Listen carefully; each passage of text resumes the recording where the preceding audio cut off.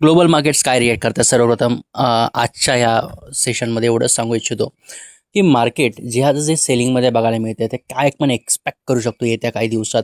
खरं सांगायचं असेल तर तुम्हाला जर काही शेअर्स कमी किमतीत बघायला मिळतात तर डेफिनेटली तुम्ही एंटर करू शकता. IT सेक्टरचा विषय असा आहे, थोडाफार तो लेवल थोडाफार सोडून द्या.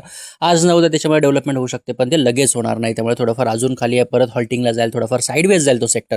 ठीक आहे, परंतु आपण पूर्ण होप सोडायची नाही. आज न उद्या त्याच्यामध्ये सुद्धा डेव्हलपमेंट होतील, त्याच्यामध्ये सुद्धा नवीन जॉब्स अवेलेबल होतील. सो तोपर्यंत तुम्ही इन्व्हेस्टमेंटचा विषय तुम्ही ठेवू शकता का, तर डेफिनेटली येस. थोडे शेअर बारीक बारीक पद्धतीने तुम्ही घेऊ शकता. बारीक बारीक पद्धत म्हणजे थोडक्यात अशी आहे की एक एक दोन दोन शेअर तुम्ही प्रत्येक IT चांगल्या कंपन्यामध्ये तुम्ही इन्व्हेस्ट करू शकता. आज नव्हतं ते वरती जाणं, कारण कंपन्यांना थोडाफार अडॅप्ट करायला नवीन गोष्टी ज्या आहेत AIच्या वगैरे थोडाफार वेळ लागेल, परंतु तो डेफिनेटली त्या रूटवरती येतील हे लक्षात असू द्या. त्याचबरोबर पूर्ण निफ्टीचा विषय आहे जो मार्केट सेलिंगला आहे.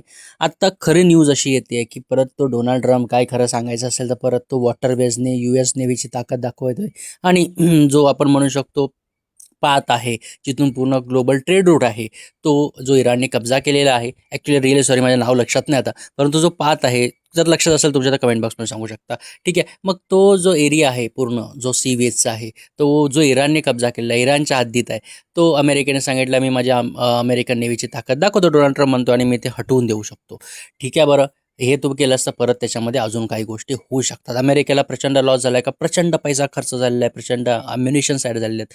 त्यांना असं वाटलं इराण हार मारेल. इराण हार मानणारा देश नाही, हे लक्षात असू द्या तुम्हाला. ठीक आहे, त्याचबरोबर इराणला सपोर्ट चायनाचा, रशियाचा, आणि ह्या सगळ्यामध्ये रशिया चांगला पैसा कमवते ऑइल विकून, तेही व्यवस्थित डिस्काउंट देऊन नाही, परंतु प्रॉपर रेटने.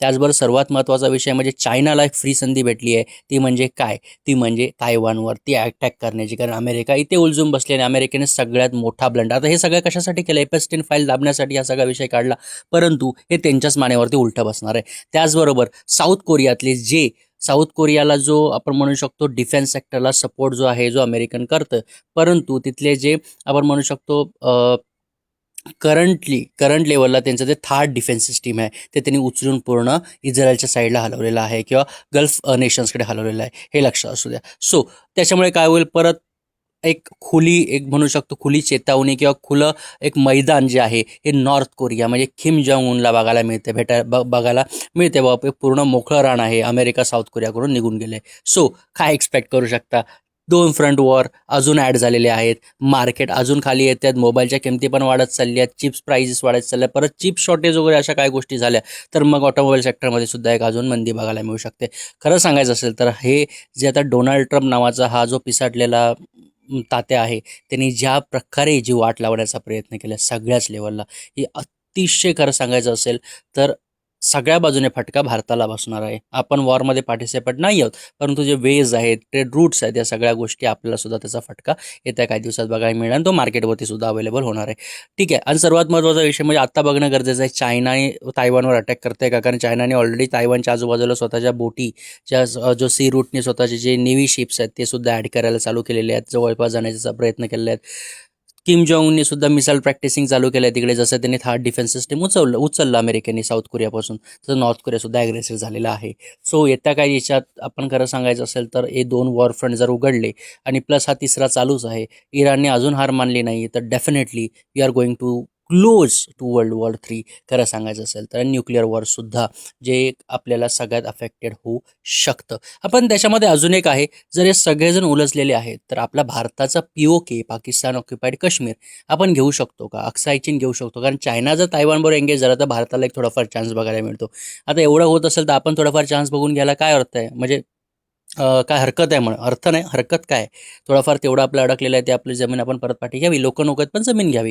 ठीक आहे, बघूया भारत पण ह्या विषयाच्यावर विचार जर स्वतः करत असेल, खरं सांगायचं तर भारत विचार करणार नाही, परंतु जर असा चान्स जर बघायला मिळतोय, तीन लेवलला तीन मोठे नेशन्स अडकलेले आहेत, त्यामुळे आपल्याला आपली संधी भेटते, आपलीच जागा आहे, आपणच बळकवायची आहे, परत पाठी घ्यायची आणि पूर्ण अखंड भारत करायचा, असं भारताचा प्लॅन असेल तर डेफिनेटली चांगली गोष्ट होऊ शकते. परंतु मार्केटच्या इलाजाने सरळ सांगायचं असेल थोडंफार आपल्याला डाऊन बघायला मिळतील, परंतु परंतु येत्या काही महिन्यामध्ये ते परत रिकवर बघायला मिळेल सुद्धा, जसे FDIs येतील. प्लस फॉरेन इन्व्हेस्टमेंट्स आपण म्हणतो दुबईला वगैरे जातात लोक, सुरक्षित आहे, हे आहे, ते आहे. दुबईवरती इराणने दाखवलं की दुबई किती सुरक्षित आहे किंवा गल्फ नेशन्स किती सुरक्षित आहेत. डेव्हलपमेंटच्या नावाने त्यांनी गोल्डन व्हिजास, फ्री व्हिजास हवं ते काय ना काय केलं, परंतु जसे आता बॉम्ब पडतात लोक तिथून पळायला लागलेत. सो कुठलाही देश, कुठलाही राज्य किंवा कुठलीही जागा ही कधीच सेफ नसते, हे वाक्य लक्षात ठेवा. समजलं असेल तर फॉलो, शेअर, सबस्क्राईब करा. धन्यवाद.